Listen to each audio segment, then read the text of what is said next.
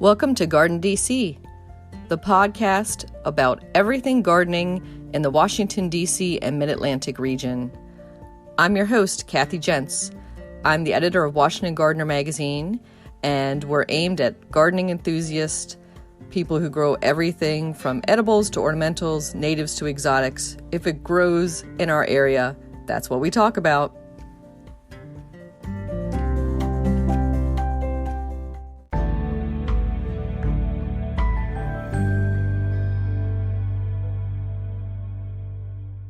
This episode of Garden DC, we're talking to Jan Kirsch, sculptor and landscape designer.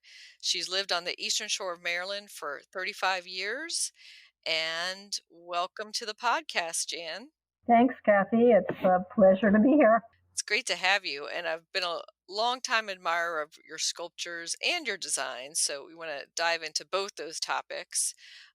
But first, let me know what's going on in your world right now during COVID. Are you busier than ever? Are you looking for work? How's it going for you? I am thoroughly engaged. I actually haven't missed a beat. When COVID arrived in March, being deemed essential was a blessing, and I just haven't looked back. I'm busy, and really enjoying the collaboration with so many very interesting clients over here on the shore. That's great. I am hearing similar things from other designers that this is their busiest year almost ever. I can't say that because I've been in business for a long, long time. But it is, the work is phenomenal. I'm working with folks who are so enjoying their gardens. I mean, thoroughly enjoying being on the shore, and there's just so much psychic pleasure from being out of doors. And it's been a terrific year. Absolutely. Good. And like many of us, you have multiple titles that you wear. So like writer, speaker, and also landscape designer and sculptor. How do you divide your time between those two main titles, sculptor and landscape designer? It varies and has varied over the years. I concentrate on the landscape design for obvious reasons in spring, summer, and fall more than the sculpture. I do try and get into the studio frequently in my busy landscape design season, but the winter does give me an opportunity to sculpt more. If I am preparing for a show, and I've been lucky enough to do that a handful of times, especially a solo show, if I'm preparing for a solo show, I don't think I sleep. I think I just work all the time at both of them and just, race back and forth. I have a studio and an office right at my house. So I just like jump out of bed and hit the ground running, and doing both basically when the time is necessary. It's great that you can work from home. And when you're preparing for a show, and I know that there's still been some happening during these COVID times, what goes into that? Do you create new works for every show, or is it just a labeling type thing? That's varied also, though I would say during COVID, my most recent show was at the Zenith Gallery down in D.C. on Pennsylvania Avenue. And that show was work that was already in existence. When I did the show at the Maryland Hall for the Creative Arts in Annapolis a couple years ago, I built loads of new work. I was like on fire because I had to fill and wanted to fill a big gallery space with even like a little additional room. It was an awesome space in a really cool facility. And three-dimensional art takes up room, but you need lots of it. And that was a big push, but fun and certainly worthwhile. And can you describe for our listeners your style of sculptures? My sculpture, it's been described as sensual, whimsical. I do fruit and vegetable sculpture. I I try to find the essence of a form, and I use real fruits and vegetables as models frequently, and and then there's a point where the piece kind of takes on its own character. And I might, like I remember one time going to the local farmer's market and buying the most magnificent onion. And I raced home and started sculpting it. It was fabulous. But there was a point where I was far enough along on the piece that I took the onion in the kitchen and, sauteed it. It was, it sort of served its purpose to get me going. And then I jump forward, and that's when the pieces really take on their, like, kind of personality. And they're, each piece has plenty of that. And I think the most striking thing about your sculptures is their size and how they might be used in the landscape. So, if listeners are picturing a peach that looks just like a peach, think of it more as like a peach on steroids. Yeah. I think you're absolutely right. I do love the big pieces, and that happens. Are you ready for the elevator pitch, Kathy? Totally. Okay, so this is my quick explanation is that I make my pieces in an oil-based clay, and I sculpt them at a reasonable size. It's manageable, and I can move them around. But once the piece is done, I have a mold made, and I do a one-off casting of each piece in plaster. And then I worked the plaster piece just to death until it's like absolutely as perfect as I can get it. And I love the texture and the feel of it. And at that point, I have my work scanned, and they make a 3D model. So I'm sort of have one foot in the 16th century, and then the other one is firmly planted in the 21st century. That technology helps me take that 3D model, and I can enlarge a piece to virtually any size that I want. So it really opens the door wide. I have, in fact, I have a 37-inch aubergine, a big purple eggplant that's sitting on Main Street in Ellicott City. And the model for that piece was only about 12 inches tall. So that's how it happens. That's so fascinating. And I'm going to ask the hard question next, Jan, which is, why fruits and vegetables? What drew you to that subject matter? Oh boy, yeah, you're not the first, and I guess it's because I love to cook, I love to eat, I like to grow vegetables.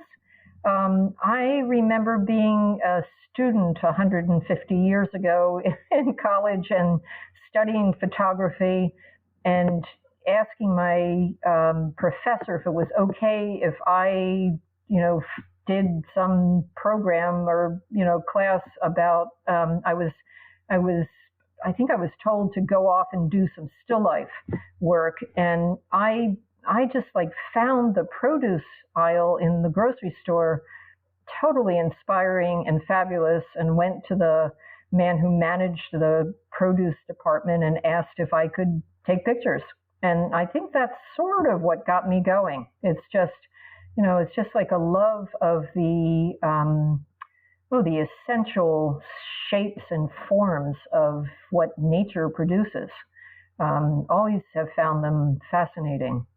So, and then it has just grown from there, on and on. And I'm not ready to move on to the next theme yet. I still think there are others. There are others in my future that I haven't gotten to yet. Yeah, and I would think that the colors are so vibrant in your work. Who are your influences? Well, the fruit itself, I think, but I just like pop artists. Back in the day when I'm gonna like, I don't want to tell you how old I am, but it's sort of like Andy Warhol-ish, and that there's an awful lot of work that was done back in the '60s and '70s that I think was influential. And I just, I'm like surrounded by nature, so it's not as much influenced by a particular artist as it is being thrust into like the center of crazy color all season long as I'm designing and enjoying gardens. I just, it's like, how could you not notice purple, red, orange, and yellow? It's hard to miss. Yeah, and just scrolling through Instagram these days, you can see everybody's peppers that they've discovered. Even if you Yes. don't like to eat hot peppers, they sure make a great photography subject. Yes. Oh, absolutely. And I have, yeah. If you look at my website where my sculpture portfolio lives, I'm sort of top heavy on peppers because they're fabulous. No question. They're just really just the shapes and forms and colors are awesome. And I think Weston's photographs of the green pepper that I think was influential in the early days. But I can't pin the color on any specific artist. I think it's just because my eyes are open. Hmm. See, I was thinking you were going to say Magritte, who is one of my favorite Yeah. artists for the green apples. Okay. But Well, yeah. no. Well, you can pretend. And I'm always open to suggestions. I'm Hmm. very collaborative. I just had a conversation with someone who saw my pineapple at a local show in Easton, and she was just in love with the pineapple. And we just, we had a conversation about like how big is it and where will it fit and is it going to sit on a base? And it was, yeah, no, it's like this, and she wasn't sure what she was going to do with the piece. She just knew that she loved it. And there is like, we just began today this collaborative process of, is it going to work for her? Where is it going to work? How is it going to be set? What size is the base? It's like, yeah, it's really lovely give and take when a patron reaches out to me.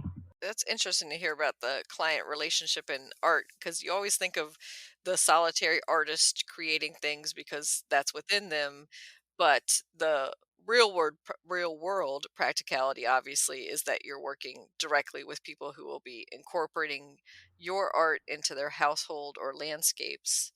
Exactly, and I think that and you know this because you talk to garden designers all the time. The collaborative portion of building a garden for someone is just, in my humble opinion, a really important facet. You're not designing a garden um, for you, you're designing a garden for someone else.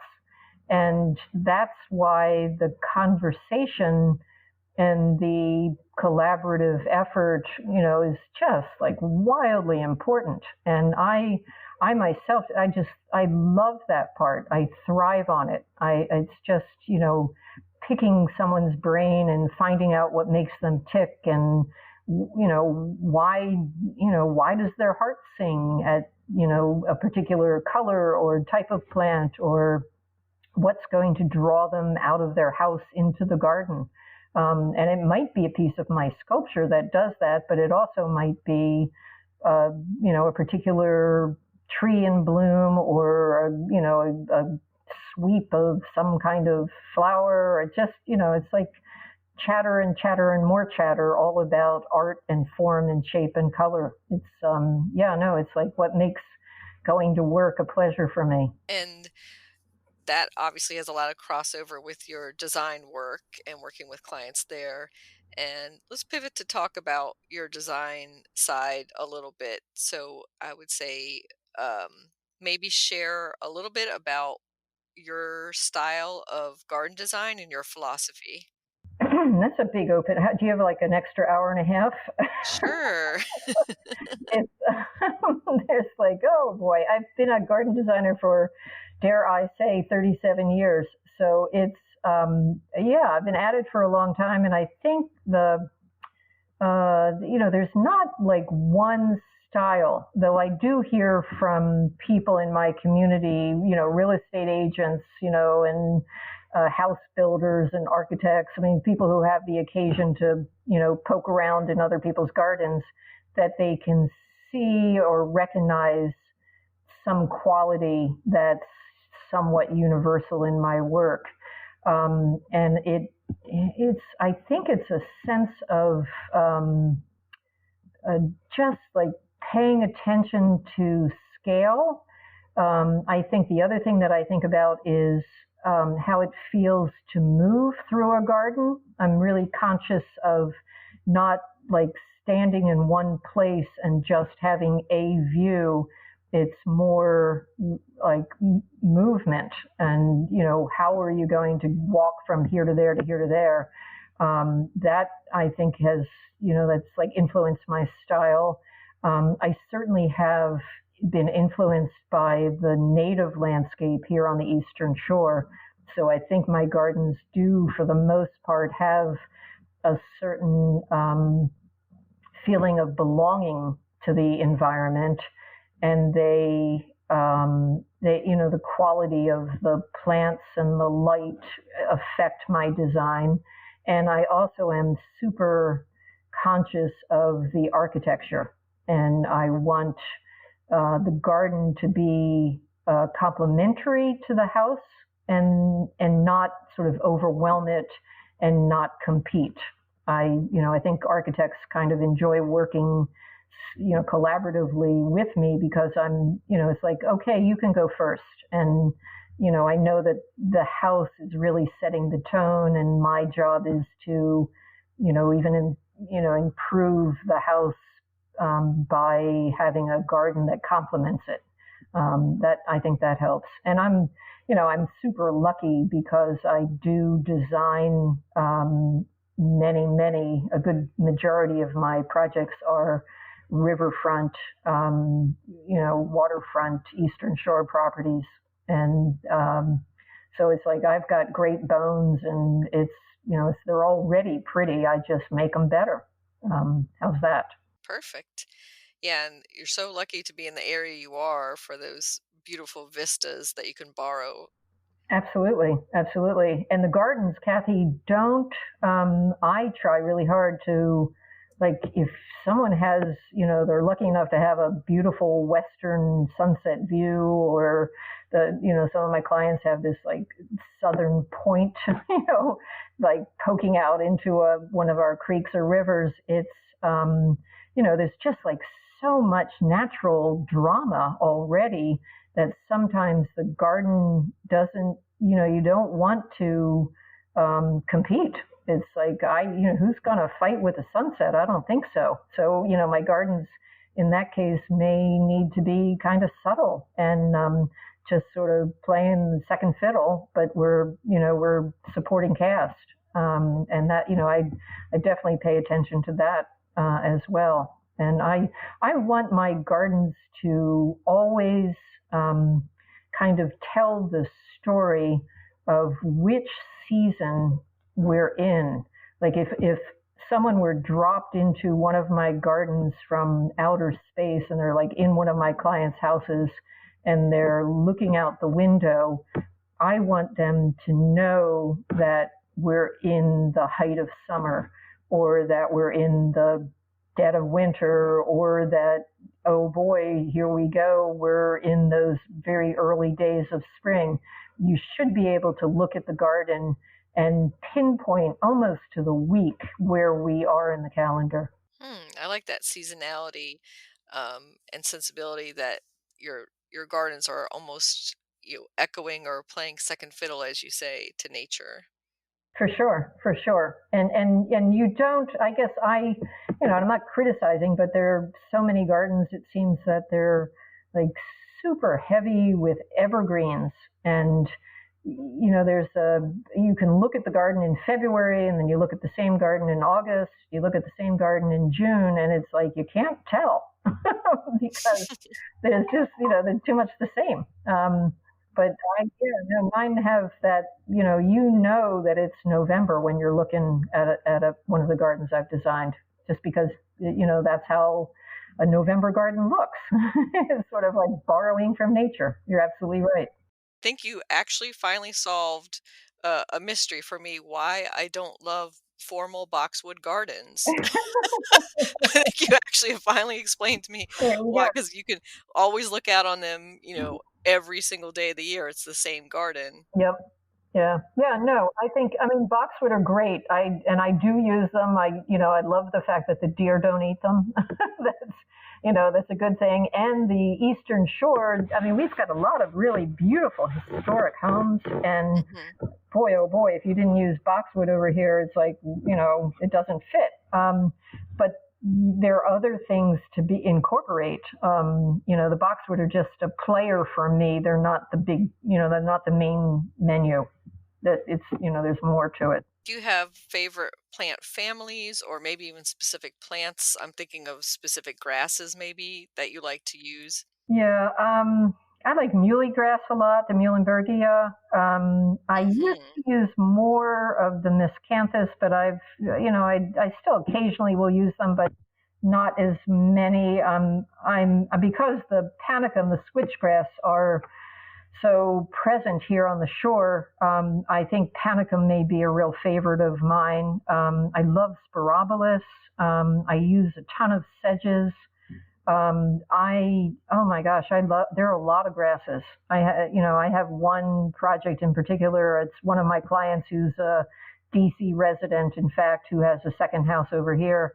And when we started working together back in 2011, I think it was, and it was like going through the interview process and just trying to, figure out what makes him tick and what's he looking for.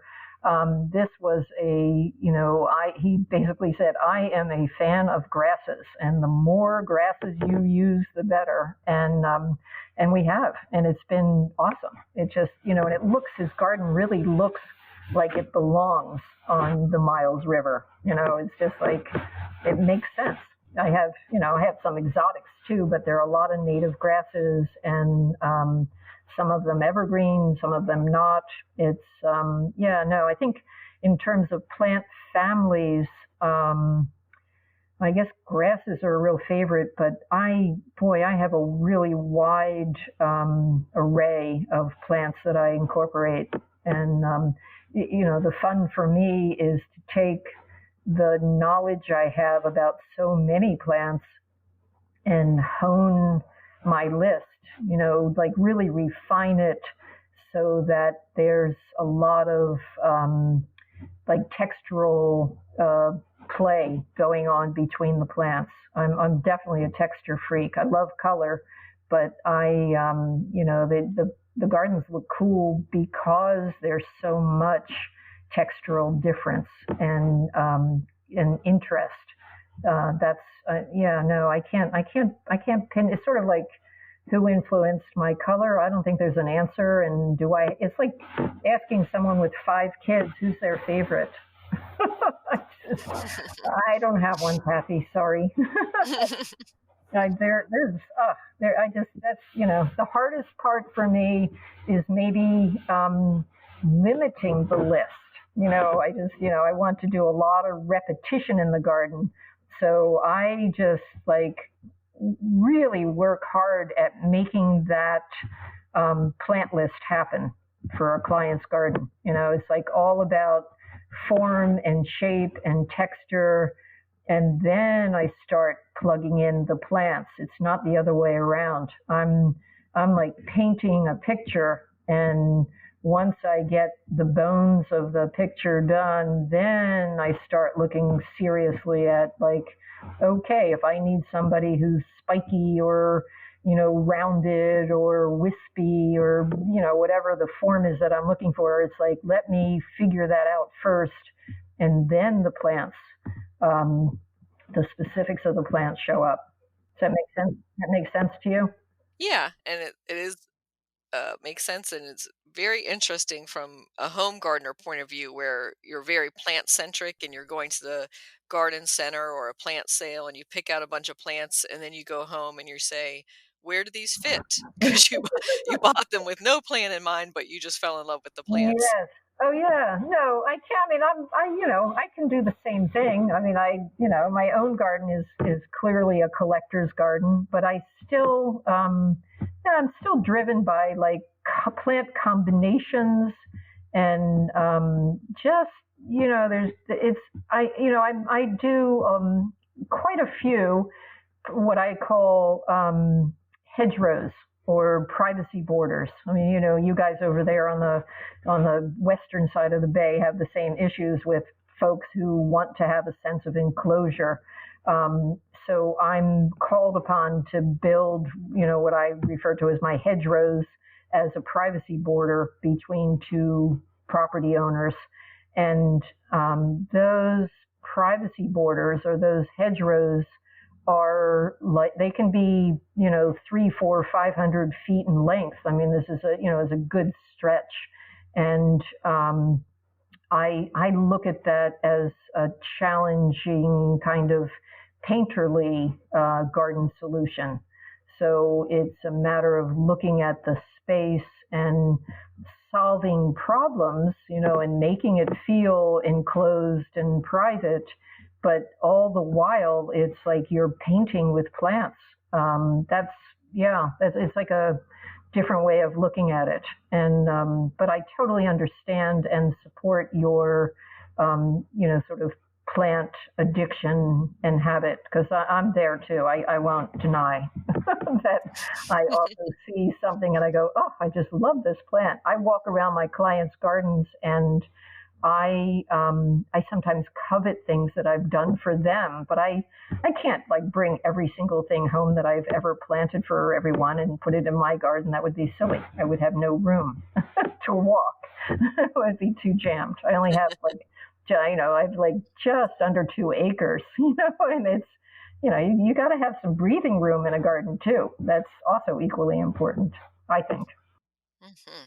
Yeah, I think I need to adopt some of these design sensibilities because, yeah, I don't have any breathing room Uh, on my, on yeah. my little corner garden here. All right. Well, I'll come see you. I'll come see you when the weather's right, Yep. and we're traveling again. And Yes. yes, I'll wave my arms around. I'll be happy to give you a consultation. Well, thank you. And that does bring up, and you had referred to the client you've been working for years. What is your client process? Do you meet with them first and then mutually decide to work together, or how do you usually work it?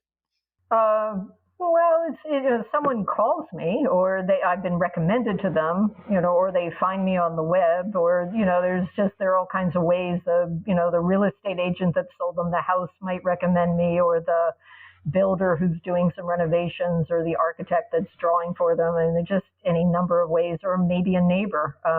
Word of mouth is pretty strong around here. I do a little bit of advertising, but there's a lot of chatter in our community. I think that's how I think many of my clients have found me. Though I must say that the internet is also like a great source of client, new people finding my work.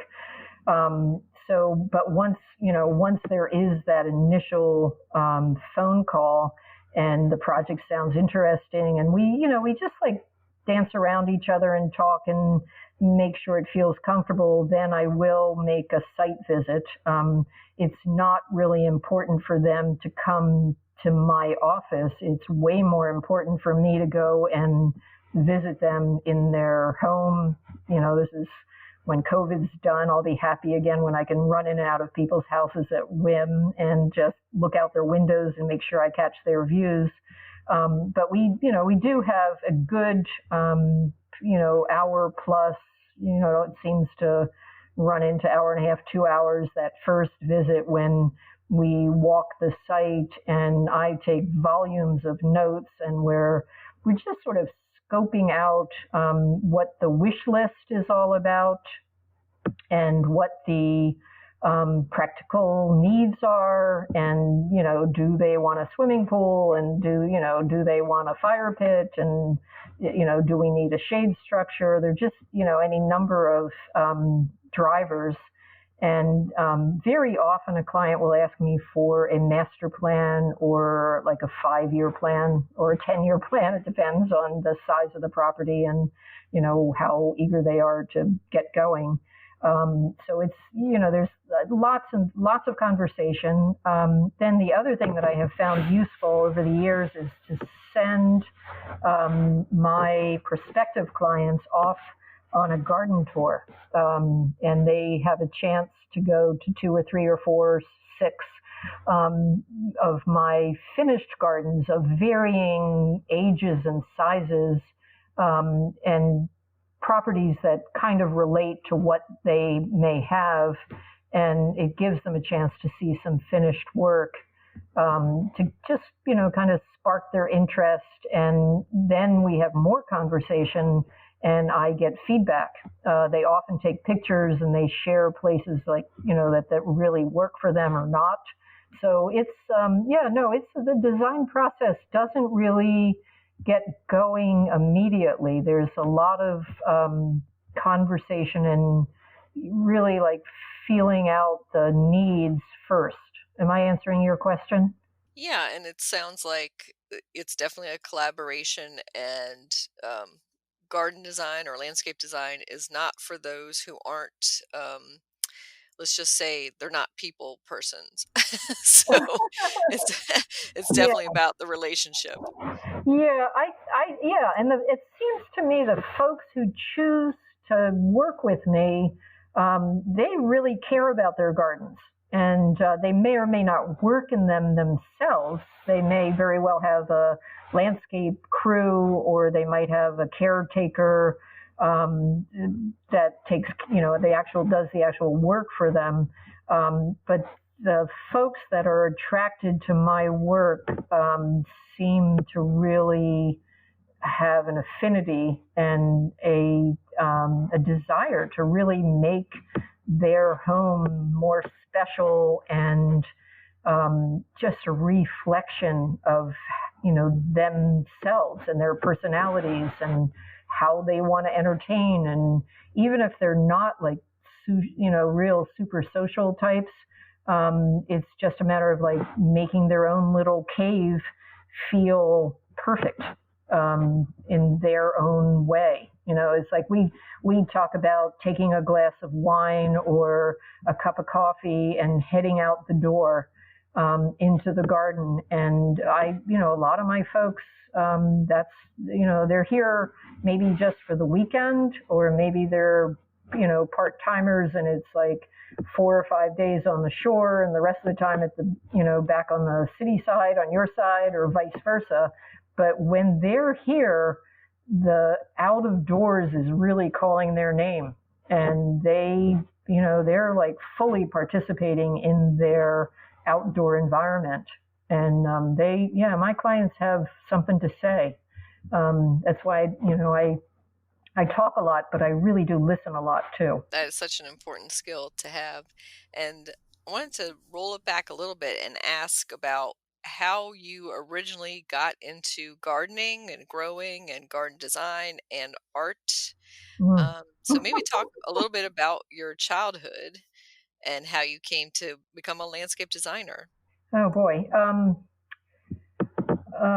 Well, I do. When people ask me questions similar to that, that's a lot, But people have asked me similar questions, and I'll try to remember to answer everything. I made my first pot out of clay when I was 5. And I absolutely remember, doing it and being in a little art class in the summer of my 5th year, and that kind of started me off with art, thinking that it was I wasn't thinking down the road that it was going to be, my future work. I mean, who the heck knew at 5?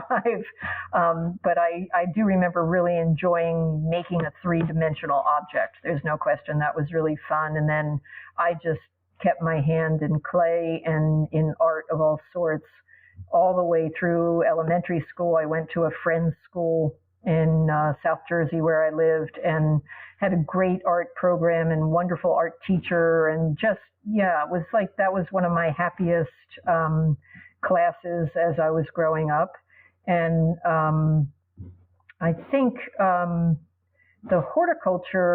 guess the horticulture happened naturally. I had a grandmother who was a great gardener, though I think she was like over it or didn't, she was getting older by the time I realized that I liked horticulture. So we didn't overlap, but I think I probably inherited her genes. So the growing part came along later. When I lived in Florida, I recognized that there was something really cool about tropical plants growing in a garden. So that got me going on that score. And the art, it's like the art and horticulture have been both present for a long, like forever, like my entire life. I think I've always done some of both. The art was the major player in the beginning. Though, Kathy, I hadn't thought about this in years and years and years, but when I was a little kid, I used to have a boyfriend, I mean, not like a boyfriend, I was too little, but a friend who happened to be a boy who lived next door. And I think I was only in about kindergarten, and I remember building a set of steps in the side of a ravine with this young guy, and thinking that was like the coolest thing to do. We were, using shovels and digging and making steps. And then I do remember when I was a little bit older, probably in, I don't know, 4th, 5th grade, building tree forts, again with a male friend. I was friends with a lot of little boys. I was a bit of a tomboy. So it's like those early experiences put me outside. And I guess I liked the sense of accomplishment, like the feeling that I was actually making something. Does that Wow. answer? Does that answer? I mean, I hadn't thought about this in years. Good question. You got me thinking. Well, I'm glad that brought back some good memories. That sounds like a wonderful childhood too. Yeah, no, I was pretty lucky. I was. Hmm. Yeah, my parents had a place that had about, I think it was like 12 acres of woods. And I spent a lot of time with poison ivy, unfortunately. But I also, I remember being in the woods and, taking walks with my dad and seeing skunk cabbage and thinking it was like super cool. And my mom grew lily of the valley up and down these stone steps that we had. And so, yeah, I wasn't like a super young horticulturalist by any means. It didn't happen until I was probably in my late teens or early 20s. But I think that there's certain memories that got me going as a kid. And I think just the pleasure of being out of doors. That's one of the joys of being a garden designer. That you can be outside a lot of the time. You don't have to be inside working at your desk. I do a lot of my drawings on site. It's very common for my clients to see me literally just plunk down sitting in the middle of their driveway with my mobile drawing board and sketching away. I think the little tomboy didn't really go away, even though I'm like not that young anymore. Does sound like you kept a lot of that inside you. And when you're working and designing in the garden, do you ever work with clients who ask you, they might have an art piece or a sculpture on hand that they want to work into the landscape? And if they do, how do you work with that and orient it? Yes, the answer is yes. It doesn't happen real frequently, but it does happen occasionally. And it's, it's just a matter of, I guess it's like focusing on where and how do they want to see the piece. I'm really big on like seeing a piece of sculpture from the main room of the house or from your kitchen table. Like where do you spend most of your time? There's kind of that is a driver. Sometimes it's really fun to see a piece of art if you have a long driveway and you're headed home and we can use light in the garden particularly. It's really fun to have a piece of art that you see coming and going. That's really fun. I have at my own personal house, I have a bright red 36-inch long chili pepper at the end of my driveway. And it is lighted. And coming home at night in the wintertime, it's kind of fun to turn the corner into my driveway and see my chili pepper. So it depends on where you want, how you want to view it. If you're sitting down at your patio at the pool, or if you're on your terrace and you have this like long view into the lawn, or even a short view if it's a teeny garden, it's like, do you want to put the piece at sitting height to be viewed best from the table, or is it a piece that you're going to be walking by as you're headed from one garden room to the next? There are a lot of reasons. One of the coolest pieces, I don't even remember where it was, but I was on a garden tour with either the Garden Writers, now called Garden Com, or I was with a group from APLD, I can't remember, but we visited a home where there was a big, dark swimming pool, and there was this fabulous figurative piece of a kind of a chunky, overweight woman sitting right at the edge of the pool. And I thought that the juxtaposition to the water was just fabulous. So it's like whatever makes you tick. I have 3 habanero chili peppers that are sitting in a garden at one of my actually landscape client and art patron's house. It's like a joy for me when both both of my worlds align. These folks purchased 3 habanero peppers.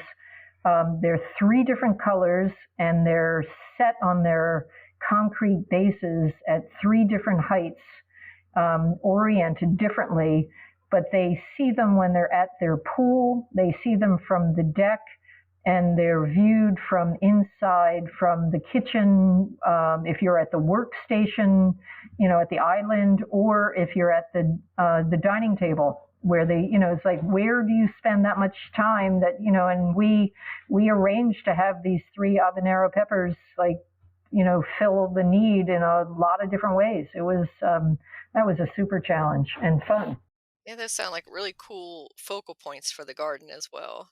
Yeah, I think, you asked me before about color. I think part of the driver for me to make my work super colorful is because winter can be so quiet in the garden. We're just like losing our beautiful fall leaves, and we're left with evergreens. But I kind of miss all those like hot colors that I use in perennials and flowering shrubs, and it's like all those plants go to sleep, and we have a fairly gray, brown, green color scheme in the wintertime. So if my clients love color, adding something like the habanero peppers or a big purple eggplant. I mean, it's like you still have color, and it gives the garden a just like another winter facet. It's it's sort of like that's when the sculpture really shines, because the plantings they become secondary, and then it gives the chance for the sculpture to like step up to the plate and be the lead character, and then maybe the sculpture takes a little bit of a step back in the spring and summer when all the bulbs start blooming and all the flowers start coming out and all the flowering shrubs are doing their thing. So it's it's like this symbiotic relationship. And it works. It works. But those bright colors, I love seeing I have a red chili pepper and I have a purple artichoke, and I have 5 asparagus of 3 different shades in my own personal garden. So as I'm coming down my driveway, it's like they're welcoming me all winter long. I just, it's like there's still color in my garden, even if it's the dreariest February day. And that's why, because I've got, I have like lime green, lavender, and trying to remember the other color asparagus that I have out there, but they're just, they're like beacons. They're really cool.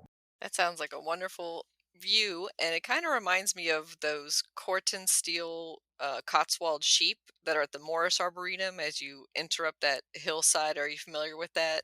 No, I'm not. Tell me about them. So when you come to the Morris Arboretum outside of Philadelphia, you you're kind of circling up a hillside, a very steep hillside, but you're going up it diagonally. And in the distance, there's these Corton steel cutouts of sheep, and they're a little bit bigger than life size. Yeah, they're like awesome. Yep. Yeah, in the big meadow, and depending on how the sunlight is coming at certain times of day, it can look like there's real sheep until you drive by a little closer and you're like, no, that's a flat sheep. No, that sounds really cool. I saw that same effect. I wonder if it was the same artist. It was out in Napa, California, I think, at an art center there that they have, like sort of an artful sheep. And I can't remember if it was Corton or not, but it's a wonderful and whimsical look. I agree with you. It's, dotting the hillside, especially. We don't have too many hillsides over here on the shore. No. But I love the imagery. I love that imagery. Yeah, no, that's pretty cool. Yep. I'm looking it up. The artist is Charles Leyland, an American artist, and he is modern. So yeah, it could be the same one that you saw in California. Yeah. Oh, that's very cool. Yeah. No, looking at sculpture in public places is it's always inspirational. I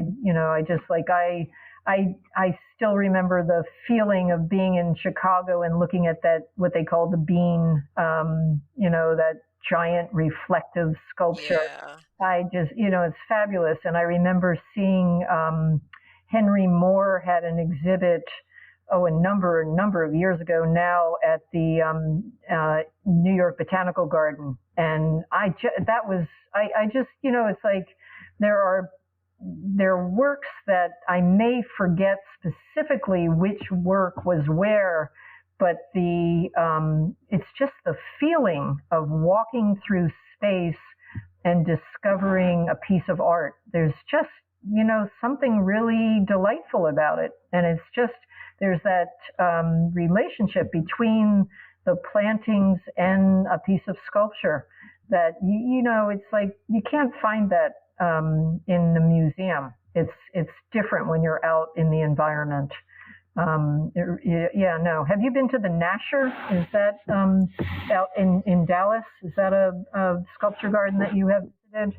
No, I haven't been to that one. Tell me about that. Yeah, Dallas is Dallas, but the Nasher is, there's a modern art museum, and it's not a huge sculpture garden behind the museum, but I just remember feeling that it was so well done. I can't tell you who designed it, but the way you move through the space, and you just sort of have this natural progression through this landscaped area, some of it's very geometric, and other areas are softer corners.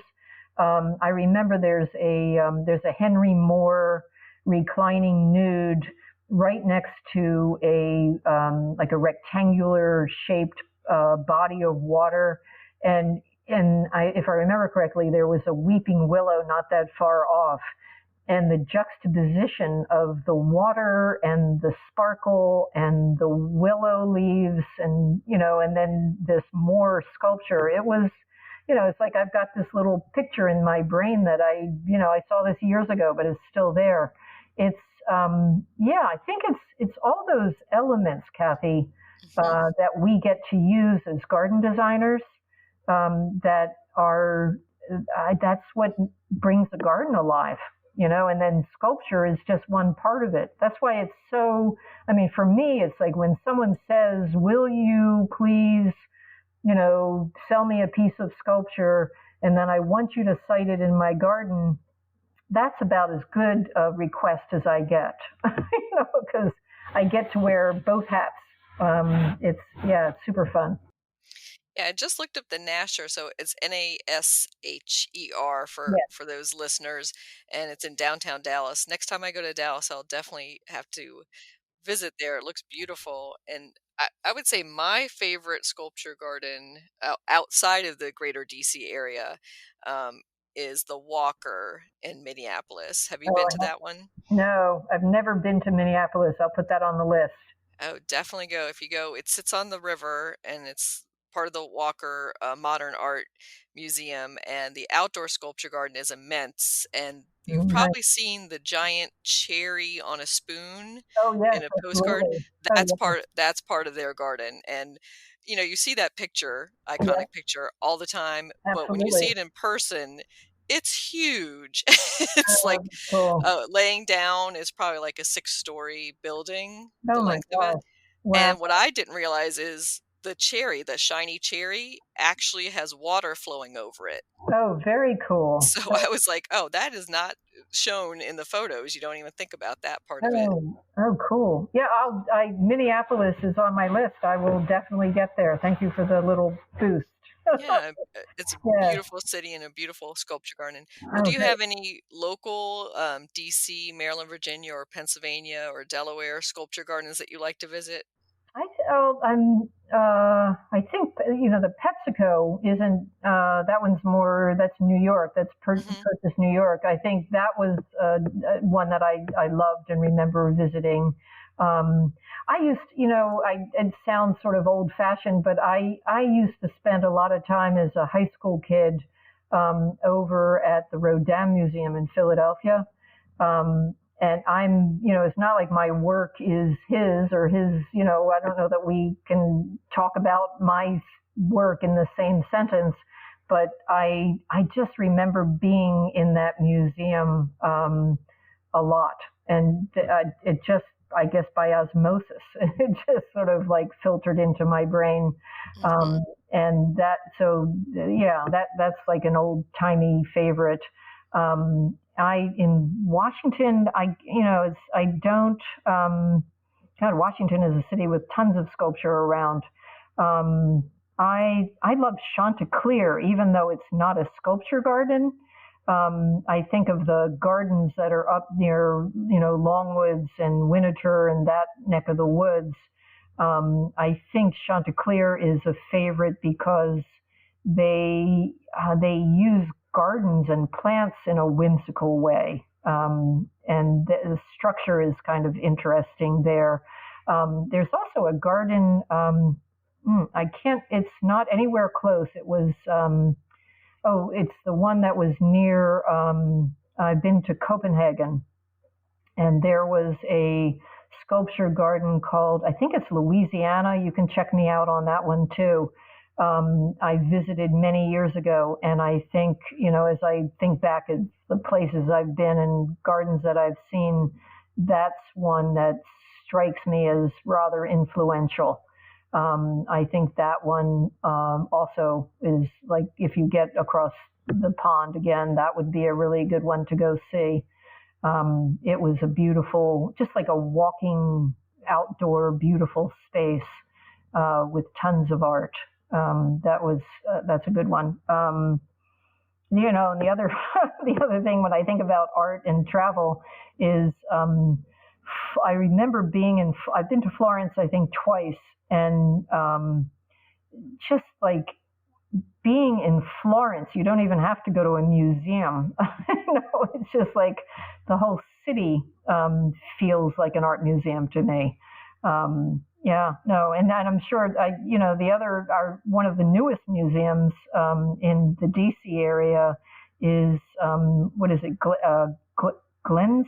Is it Glenstone? Glenstone? Yep, Glenstone. Yeah, Glenstone is, I've been there twice so far, and just really enjoyed the sculpture was like awesome, but the art is fabulous, and the way the architecture and the landscape and the art are all so integrated. It's like you don't know where one starts and the other one stops. It's really beautifully done. I think everyone in the Washington area should go there one at a time, carefully. Yes. Yeah. Glenstone is definitely one of those immersive experiences. Absolutely. Where you're going to spend the better part of a day. You're not going to run through it in a half hour. No, nor do you want to. Yeah. No, that's a real gift to the Washington area. There's no question. I thought that was like super special. And I've been, like I say, I've been twice, and when we start traveling again and doing things, we will do that. Once we move on to the next phase of our lives, I think, things are getting better, maybe sooner, later. Who knows? Hopefully, and by next summer, hopefully you can get out back to Glenstone. Yeah. And for listeners, I was going to recommend, of course, on the National Mall, there's both the Hirshhorn Sculpture Garden and the National Gallery of Art Sculpture Garden, which have some amazing pieces. And then there's a little known sculpture garden that you can only visit. I guess they have their open house about once a year, and maybe you've been there too, Jan, which is the Ford Hook Farm, the headquarters of Burpee in Doylestown, PA. Have you been to that one? No, I certainly have been to the sculpture garden at the Hirshhorn about 100 times. So yeah, I agree with you on our local sculpture gardens. They're fabulous, but no, I haven't been to the Burpee one. Sounds pretty cool. Yeah, they open up once or twice a year for a weekend to come and look at their trial plants. Usually it's toward the end of July, early August. Yep. And then you're encouraged to go and look at the trial gardens. And then you're like, wait a minute, over here is an incredible sculpture collection and beautiful landscape of just like rolling meadows and different annual flower combinations. And that was a joy to find. So look up Ford Hook Farm and get on Burpee's mail list, because they send that postcard or email with that invitation about once a year, and hopefully, of course, post-COVID, they'll open it back up again for that. Yeah, I did know of that, because I think it might have been either last summer or this summer that I had conversation with someone at Burpee, and I thought about going, because I now that you describe it, I know what you're talking about. But I was going to go more as a landscape person, not so much a sculptor. I didn't even realize I was going to go look at the trial gardens. Oh, that's so wonderful! What a little secret that you've just shared with the world. Yeah, it's definitely something to stumble across and be like, okay, now this is a nice bonus, and I could totally see one of your sculptures in that landscape as well, Jan. Oh, good. Thank you. Well, put in a good word for me. Oh, the other garden that we haven't, I don't know what you think of it, Grounds for Sculpture up near Trenton, New Jersey. Do you know that place? I do, but it's been so long since I've been there. Yeah, it's kind of, most unusual, and I guess the sense is sometimes I feel like it's like so much work and so many diverse pieces, and it's like sensory overload. But if you're like on your way to New York or on your way home from New York and you want a little side trip, that's that can be a fun one too. That's, if you're really into sculpture, that's a fun one. And they have some really cool exhibits. Yeah, no, we could just spend our lives like bouncing around from sculpture garden to sculpture garden. And that wouldn't be a bad thing. No, I'm thinking, okay, let's do it. Yeah. I think you and I need to plan a road trip. Definitely. We'll just make a compass point to compass point. You got it. Sounds like that. So for our listeners, how can they view your online portfolio of both your sculptures and landscape work? Easiest way is to just go to jankirschstudio.com, and that's KIRSH.com, jankirschstudio.com. And I have a little store online now as well. So yeah, we're easily found. If you just Google my name, something's bound to pop up. And I'll definitely put a link to that in the show notes. And I always want to spell your name with a C in it, like the German word for cherry. Yes. But don't go there. Don't go there. I'm sure that happens a lot, but so for listeners, it's Jan, just like it sounds, and then KIRSH. Thanks, Kath. Well, thank you so much for talking about your art, your design, and your life with us today. It was actually, this was like a really fun and totally unexpected pleasure. I didn't know that I had that much to say, but I guess I do. Thank you for asking. I mean, Kathy, your questions were really first class. Got me thinking. So good work on your part, my dear. That was excellent. Really had some fun. Well, thank you, Jan, and welcome to the podcast world. Thank you.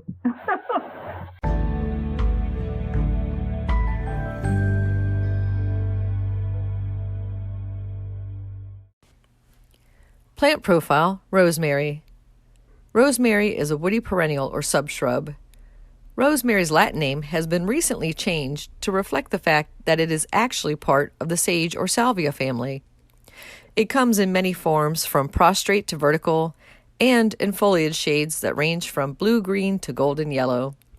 Rosemary ARP is a reliably hardy variety for the Mid-Atlantic region. It can withstand our freeze-thaw, freeze-winter cycles, which can often be the demise of other rosemary varieties. The key is good drainage and full sun. Don't overwater it, as it is susceptible to root rot. An ideal situation is to plant it overhanging a rock wall. Be sure to give it room, as it can spread to 4 feet wide and high. Rosemary is drought-tolerant and deer-proof. Pollinators love it. Honeybees are especially attracted to the tiny blue or white flowers. There is usually no need to fertilize it, though a little fish fertilizer occasionally will not hurt.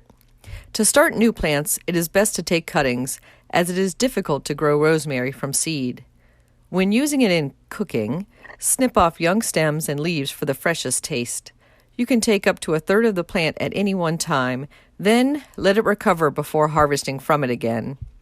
At holiday time, you will see potted up rosemary plants sold in grocery stores. These are often quite root-bound and will not live long in indoor conditions. Take cuttings liberally and use them for cooking and decoration. Then discard the plant when it starts to decline. Try growing rosemary in your garden today. You can grow that.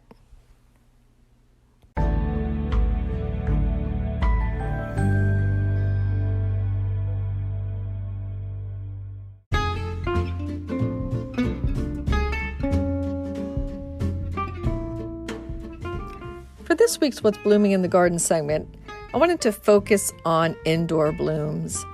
Now is the time of year that days are getting short and we're turning to some bright colors for our holiday plants. And I have an upcoming webinar on that very topic, and also indoor bulb forcing. If you're interested in that, go to our website, washingtongardener.com or washingtongardener.blogspot.com.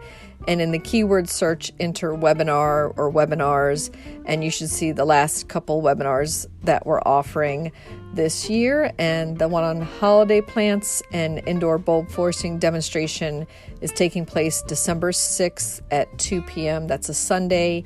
And if you can't make it live to listen to the session, you can still register for it and then be sent the recording afterwards. So in my indoor plant world, I have a bunch of violets, a little violet collection on my bedroom windowsill, which is thankfully a very deep windowsill. I'm very thankful in this old house that I have windows that are about 18 inches or more wide.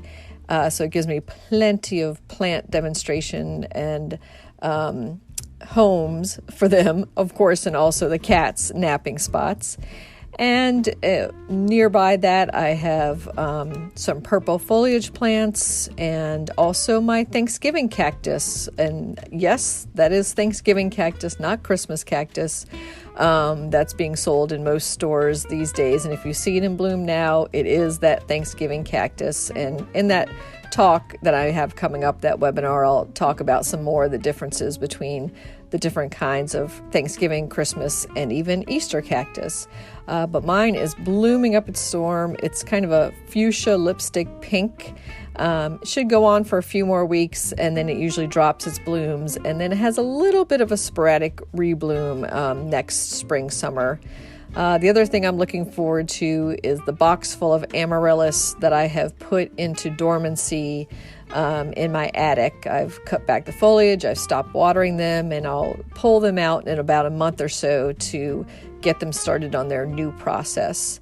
And then the last thing I'm doing indoors are a couple of orchids I've gifted to myself to get me through this winter blah short day period. And I recommend you do the same. It doesn't have to be orchids, could be anything indoor blooming, maybe just a fresh bouquet of flowers, maybe some cuttings from your own garden, maybe some paper whites you force into bloom. You know, treat yourself in these gray, brown, early winter, late fall days, and have a wonderful holiday season.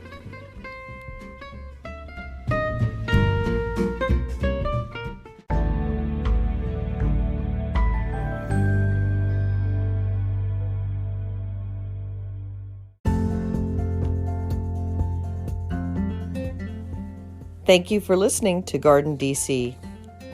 You can become a listener supporter by going to anchor.fm/Kathy-Gents/support. For as little as 99 cents a month, you can become a listener supporter, and we'll give you a shout out in a future episode. Another way to support Garden DC is to go to WashingtonGardener.com and subscribe to Washington Gardener magazine.